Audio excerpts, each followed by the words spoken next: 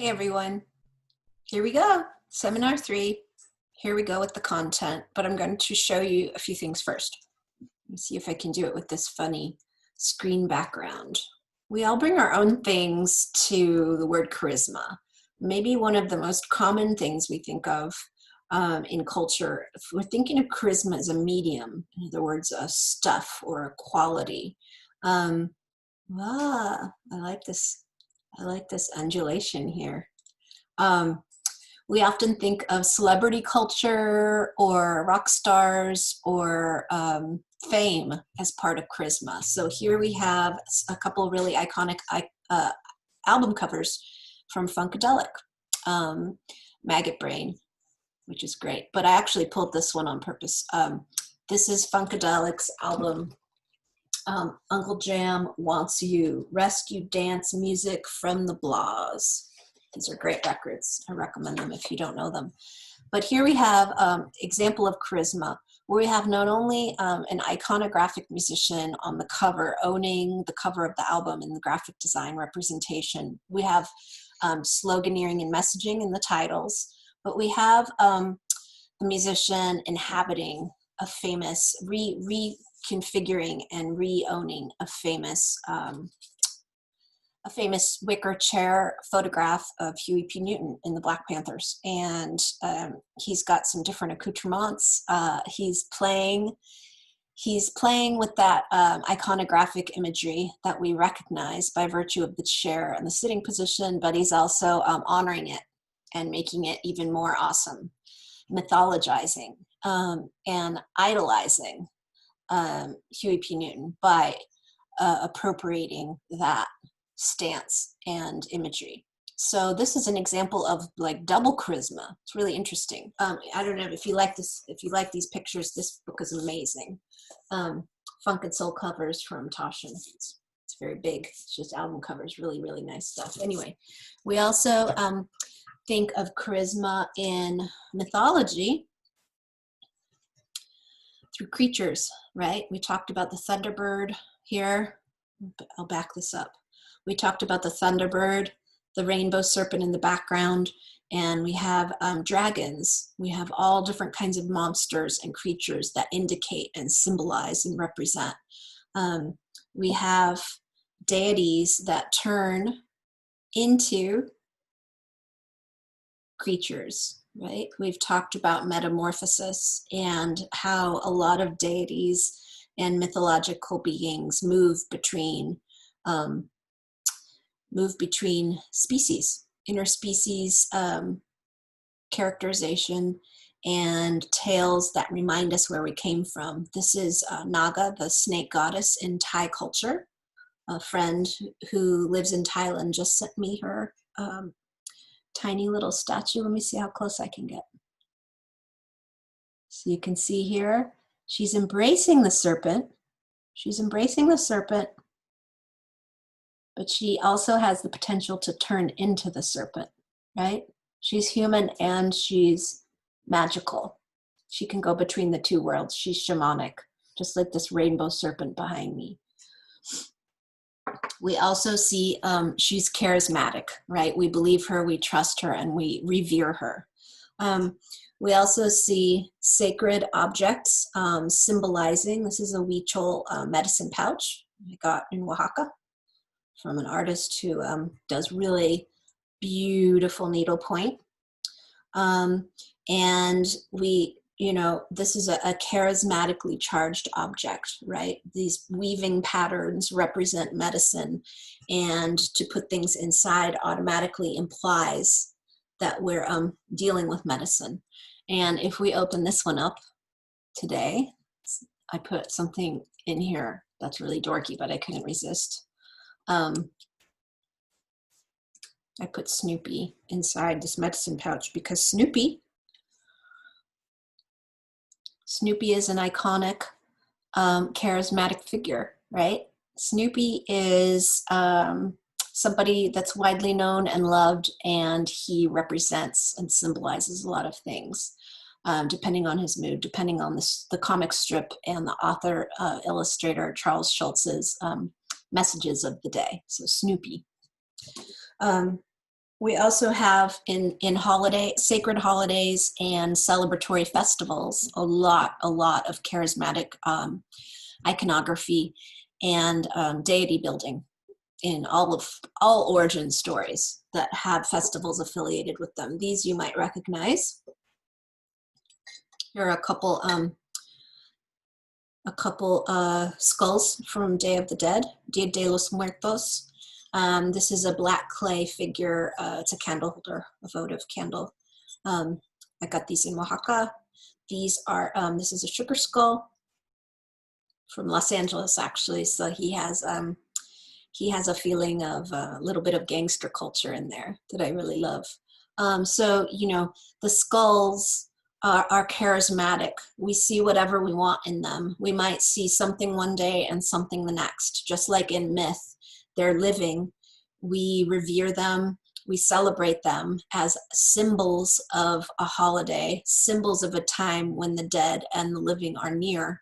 And we have all of these material iterations of representation. Here's another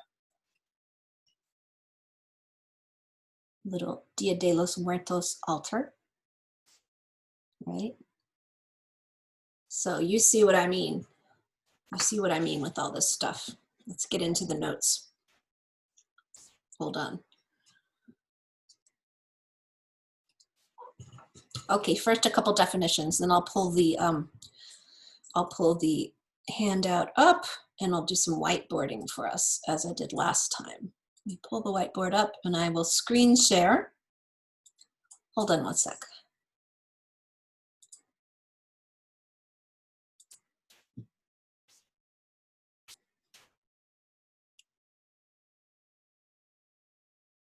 All right, here we go. I'm gonna move quickly, so this is a shorter talk. I'll probably break it into 2 sections again. Chapter 1, charisma and art. Okay, so enchantment. Enchantment is inherent to creating charisma, right? We see enchantment in mythology and we see enchantment in fairy tale and legend and fable. Enchantment usually in narrativity relies on a giver, a need, and a receiver, right? These are 3 of the narrative components. Charisma's definition, according to Jaeger, is complex, but here's an essential note here, right here. Charisma definition is a quality allied with talents and gifts perceived by the admiring beholder. Straightforward enough. Jaeger asserts that, and here I am, charisma can be a quality of art, and personal charisma is representation. Its bearer becomes a living work of art. So the bearer becomes more than human, right? We'll get into that more in a minute. Charisma develops through artifice, imitation, and embodiment, he says in these beginning pages. Charismatic figures, they stimulate the imagination, they evoke life-giving visions, and they affirm what is experienced and inspired under charisma's spell. Now, let's think about this giver and spellbinding the receiver for a minute, and how much of mythology fits, how this fits a lot of origin myth, a lot of origin story. There's enthusiasm amongst often people or animals or the world in beginning form. There's a need. There are sets of needs usually established in these stories, wherein the humans, the animals, there are fears and needs that we have, and we're looking for sources to fulfill those desires. There's a sense of physical presence, and that the idolatrous can become living, right? This is how enchantment becomes ecstatic. And Jaeger says that the desire for the real presence of the absent idol is a constant in the state of enchantment. So how does something like this idol sculpture, right? This is an idol. How do I put this on a shrine, for example, and believe in it so much that it not only represents, right, It's insulting to just think that this only represents, for some people, they really believe that this idol could become, that this idol embodies the deity, right? So how does that happen? The object becomes enchanted, right? The experience of the imaginary, here I am at the top, is as real and present, is central to enchantment. The experience of the imaginary as real and present. There's no line between the imaginary and the real. Yet there is. We know that this is a representation of an altar, right? So again, these are examples of paradox all through here. Charisma happens through aspiration. Aspiration is, simply put, looking for role models and inspiring figures. And in aspiration, very often, these are not fixed ideas. These are just things to mull over and agree with or disagree with. Ecstasy is more intense en masse. Thus, we often have gatherings, right, to make things more charged. Think about a concert and the live audience versus listening to music at home. Think about a church setting. Think about reading and telling stories around a campfire in a group with the mood and the ambience, the setting, all of these performative aspects. And then think about reading it on the page and how different that is, the experience of reading something alone, right? There's also in aspiration and reciprocal gazing very often. What does that mean, reciprocal gazing? We're looking at each other and seeing ourselves, right? We're looking at each other together. The storyteller is looking at the world around them, and we as audience are looking at the storyteller. So charismatic effects, this is a neat list. This is what charisma can produce, Yeager says, and he talks about this all through his book. Here are some of the traits. The charismatic effects, it compels people to follow force of body magic.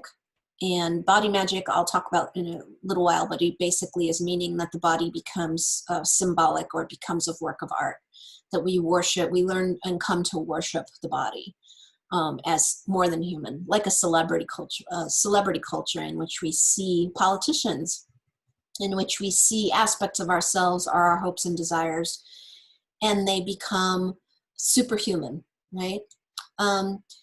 Charismatic effect inspires sense of affirmation. It uncouples critical sense, right? Sometimes when we go past what we know is true and we just believe it, right? We override judgments in charismatic situations. We do things that we don't even think we would do. The charismatic people can just convince us, right, to go wild in a concert, right? Like somebody, like a rock star we love or a celebrity that we love. Beatlemania, right? And lessens individual will very often. This is where things can get corrupt, right? If we have a charismatic who can lessen individual will, we become susceptible to listening and doing things that we wouldn't usually do. The person who possesses charisma is enlarged as an effect.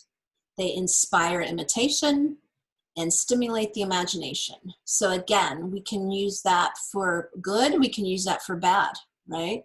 We can villainy and the world's greatest perpetrators of violence. And these are people that were very charismatic, typically, and they know how to manipulate these qualities and effects, right? So the myth of the idol, Yeager says, happens through imitation and transformation. And this renewal happens through imitation in a charismatic relationship. Yeager says here, scrolling up here to the top, I'm reading this quote here at the top, dichotomies of real and illusion, life and art are so fundamental to the cultic experiences of charisma in the West. They are resolved in the medium of charisma. In this mediums, the opposite coalesce. He's talking about paradox here, right? The dichotomies of real and illusion as polar opposites. Life and art, right? Life is real, art is illusion. That this idea that they are separate comes from thinking Greek and Roman thinking in the West. That's what he's referring to. And they're so fundamental to cultic experience. In other words, charisma being imbued in objects and people that we change our behavior, we follow them. They're resolved in charisma. So we're always susceptible to it, right? We here in the United States are really susceptible to celebrity culture, maybe, and political corruption, maybe for this reason. I don't know. Maybe that would be an interesting question for somebody's midterm. But the opposites coalesce in charisma. We see that real and illusion are the boundaries are transgressed, right? Life and art are transgressed. He talks quite a bit in representation. How does somebody think something become representative? By making something that looks like something else, it's automatically representing, right? And he talks about how in objecthood, in aesthetics, a lot of objects become divinity incarnate. They are divine objects, right? Think about reliquaries. Think about bones being kept in reliquaries. These are not just things that represent our loved ones and our ancestors. They are our ancestors. They are divinity incarnate, right? Funerary rituals. That charisma is embodied through performance. It depends on chemistry as art and generates chemistry between the work and the viewer, right? And he talks a lot. I won't talk here too much about it, but he talks about how artists often seek redemptive forces in artwork to attract more people to the viewing or the experience of their artwork. How do pictures become symbolic objects of worship, right? How do all of these illustrations of mythology, all the sculptures, all the statuary, how do these depictions become the myths themselves, right? Here's a little layout. Here are the bullet points. Let's scroll up. The human presence in art becomes greater than the viewer. Human presence in art becomes greater than the viewer. That when we see the thing, we are reminded of human presence. Human presence is there, right? Divinity incarnate. That the artwork weakens distinctions between art and life, that it taps into epiphany, right? So let's look again here at this, at my screen share, which I realized you can totally see the serpent head here. This is so great. So without having read Badger Bates's explanation of the piece, the symbolism of the piece, we can probably see that two serpents are intertwining, that there's a rainbow over the sea, and that the sun is coming up through a cloudy sky with the rainbow's help. The rainbow's pushing the storm away, right? The water is coming up and the animals are wrapping around themselves. We can see that that is an epiphany, right? Epiphany is that when you have an idea, but epiphany in a religious sense means you realize something, you've transformed, you've changed, but it also means that something is coming up, something is popping, there's a moment of experience that's unforgettable, like the clouds parting in the sky and a rainbow pushing the storm away with the rainbow serpent's help, right? And that the rainbow serpent is embracing the past, the plesiosaur, at the same time pushing our weather into the future. There's epiphany in this picture, right? And charismatic art encourages hypermimesis. Now, what's mimesis? Mimesis sounds like mimicry, maybe? Mimic. What is mimicking? You copy something. Mimesis is the art of copying. Hypermimesis just means like extra mimesis. Here I am. Violates the mimetic and ignores the subordinate realism and or reality. It embraces the sublime. So hypermimesis pushes what we know of representation that's like, here we go back to Naga, the snake goddess. Hypermimesis pushes what we know. This is a metal cast sculpture of a goddess in a literary text, Buddhist literary text. It pushes what I know out of the way so that this sculpture becomes real, and I worship this sculpture as an icon, as an actual deity, right? This is hypermimesis. It ignores the subordinate realism and embraces the sublime. So charismatic art does that. So do charismatic characters in mythology. It breaks down resistance to illusion. It affects to captivate, constituting its transformative force. It can be hypnotic and potentially destructive. Think about how many myths you might have already read this semester in which there are potentially destructive characters coming into the conflict, and or hypnotic characters, right? That they are here, they seduce us and the other characters in the story into a potentially destructive situation to encourage epiphany, right? And it's hypermimesis is essential in that situation. We have to suspend disbelief. We have to just believe in the fantasy in order to arrive at that epiphany and transformation of awareness, right, in mythology. And lastly, charismatic art as a subspecies of the sublime makes transformation through aesthetic experience plausible. So charisma makes transformation through aesthetic experience plausible. We can look at a picture, right, and be transformed. We can look at a picture of Jesus on the wall and be transformed, and be we put the Virgin Mary on our wall to remind us of her qualities, and we are transformed by that image, right? So this happens in mythology as well.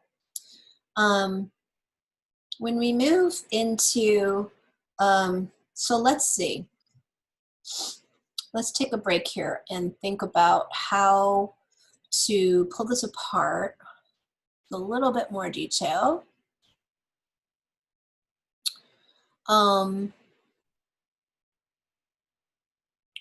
What Jaeger's, I'm taking a step back and just summarizing here, what Jaeger's saying about objects and their corollary characterization, right? He's saying that personae and humans that become charismatic are not that far off from art objects and icons that become charismatic. So how could that be? Because we're humans and those are objects, right?